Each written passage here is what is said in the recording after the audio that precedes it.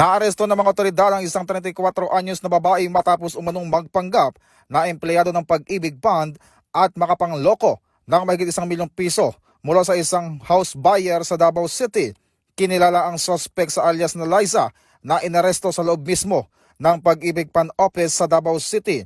Ayon sa Criminal Investigation and Detection Group, nahuli sa aktong tumatanggap ng pera at gumagamit ng mga peking dokumento ang suspect. Sa investigasyon, napag-alaman noong Abril 2026, paumano ito inialok ng biktima ng 18 housing unit sa iba't ibang subdivision sa Davao City at nangakong mapapabilis ang proseso kapalit ang 1 milyon na bunyag ang palilinlang ng ma-verify ang biktima sa Pag-ibig Fund noong Hulyo 3 at nakumpirmang peke ang mga dokumento at hindi empleyado ng ahensya ang suspect.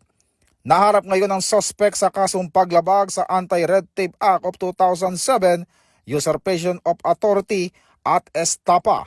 Nagpaalala naman ng CIDG sa publiko na tiyakin sa mga lehitimong tanggapan ng pamahalaan lamang makipagtransaksyon upang makaiwas sa scam. Mula po dito sa himpilan ng Pambansang Pulisya ng Pilipinas, ako po si Patrolman Adrian Dayaw, nagbabalita para sa Police News Express. Bagong PNP para sa bagong Pilipinas, serbisyong mabilis, tapat at nararamdaman.